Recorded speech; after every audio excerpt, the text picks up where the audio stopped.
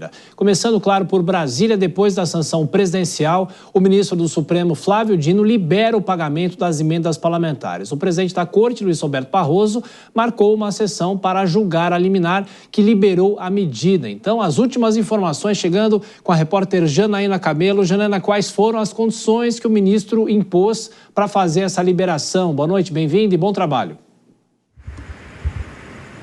Muito boa noite, Thiago. Boa noite a todos. Pois é, ele decidiu liberar, né? Já havia uns dias aí, desde a semana passada, depois que a sanção desse projeto foi feita ali pelo presidente Lula, havia já essa expectativa por parte dos parlamentares para que o ministro Flávio Dino retomasse aí a execução dessas emendas parlamentares. Então, ele colocou condições. A gente fez uma arte aí, Thiago, para mostrar quais condições, quais regras são essas para pagamento, especialmente dos valores aí de restos a pagar durante esse tempo que as emendas ficaram suspensas, né? Elas estão suspensas desde agosto. Então, por exemplo, no caso das emendas de relator e das emendas de comissão, lembrando que as emendas de relatores, elas não existem mais, mas há restos a pagar desde 2020. Nesse caso, o ministro ele disse aqui o seguinte: esse restos a pagar vai ser efetuado mediante o nome do parlamentar, autor da indicação, e essa informação deve constar no portal da transparência. Vai caber ao executivo verificar essa transparência e liberar caso a caso. E cada repasse deverá constar no portal transfere.gov. No caso das emendas PIX, deverá haver aí um plano de trabalho prévio aprovado pelo Executivo e também esse plano deve estar inserido no portal transfere.gov. O ministro liberou o pagamento retroativo desses valores deste ano, mas deu prazo aí de 60 dias para que esse plano de trabalho seja apresentado e também aprovado pelo Executivo.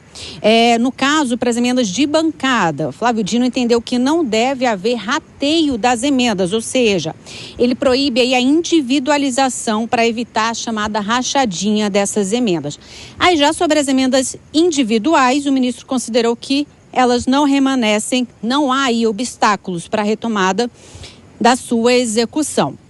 Então, lembrando que o ministro Flávio Dino, ele havia suspendido essas emendas, todas elas, isso desde agosto, porque ele concluiu que não estava havendo ali transparência nem rastreabilidade na execução dessas emendas parlamentares e que o Congresso Nacional estava descumprindo aquela decisão do julgamento de 2022, onde o STF barrou as emendas de relator, porque essas emendas deram origem ao orçamento secreto, né, Tiago? Agora o ministro também ele deu outra decisão aí nessa questão de liberar. Ele disse que as despesas, que as emendas, entendeu? Que as despesas com as emendas parlamentares não poderão crescer mais do que as despesas discricionárias, que são aquelas despesas que não são obrigatórias e que nem acima também do limite do arcabouço fiscal. Sim. Então, essa mudança evita aí um crescimento do volume das emendas e um crescimento descontrolado para os próximos anos. Tiago. Janaína, só para ficar claro, então, como é que está nesse momento o andamento do julgamento dos ministros sobre essa medida liberada para o Flávio Dino? Já a maioria, quais são as primeiras informações em relação ao julgamento? Acabou de formar maioria, Tiago, 6 ministros acabaram de votar. Essa sessão, esse julgamento começou no plenário virtual às 18 horas exatamente. E ali 18h01, o ministro Alexandre de Moraes, por exemplo, foi o primeiro a votar. Já votando com o relator, o ministro Flávio Dino, para liberar as emendas. E em seguida, os outros 4 ministros votaram. Então já temos aí 6 votos, ou seja, a maioria para que essa decisão do ministro retomando a execução de emendas parlamentares seja validada pelo Supremo. Tiago. Faltam 5 minutos, mas a maioria já está formada. Janaína Camelo com todos os detalhes do Judiciário em Brasília. Bom trabalho para você. Hora de chamar já os nossos comentaristas. Dora Kramer e aqui nos estúdios Nelson Kobayashi. Dora, boa noite para você, bem-vinda, bom trabalho. Bom, depois de muito tempo, aquela novela que a gente praticamente todos os dias falava aqui no Jornal Jovem Pan, agora o ministro Flávio Dino liberou, mas fez algumas ponderações, né? E claro que é saber se os parlamentares vão cumprir essas ponderações que ele colocou na mesa. Dora, bem-vinda.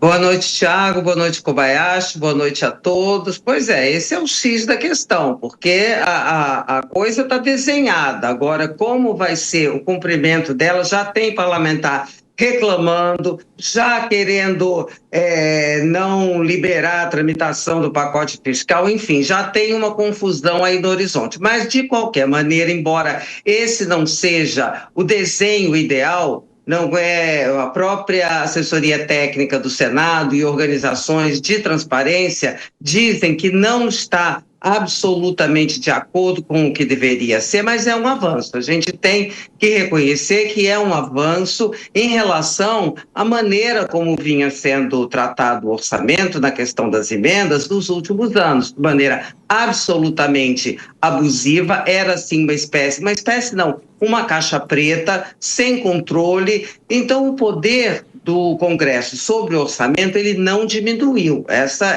é uma realidade.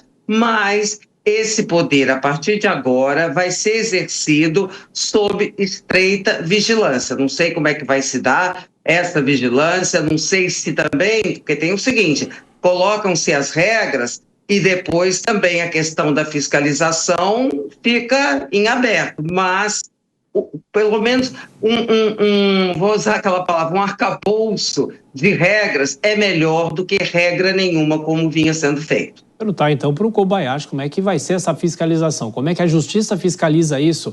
Bem-vindo, Kobayashi, boa noite. Bom, primeiro, boa noite a você, Thiago, a Dora Kramer, a todos que nos acompanham aqui no Jornal Jovem Pan. E essa fiscalização fica primeiro por conta do próprio Poder Executivo, né, que vai precisar acompanhar até para alimentar o banco de dados do Portal da Transparência, como constou da decisão. Em um segundo momento, pelo próprio Tribunal de Contas da União, que vai fiscalizar de fato a aplicação ou a boa aplicação, de acordo com os ditames legais, dessas verbas aplicadas, empenhadas a título de emendas parlamentares. Além, é claro, do controle popular, que pode acontecer, qualquer cidadão lá na ponta da linha pode verificar a eventual irregularidade do Ministério Público. Enfim, essas questões parece que estão de alguma maneira resolvidas. Apesar da forma não ser a melhor, no meu ponto de vista, tenho sempre criticado aqui, eu acho que o Supremo Tribunal Federal não tem que se colocar como um conciliador, caberia simplesmente julgar a inconstitucionalidade ou não do modelo anterior que foi levado à discussão do Supremo Tribunal Federal, mas aparentemente teremos a tal da transparência, a publicidade que é critério inegociável para qualquer ato da administração pública.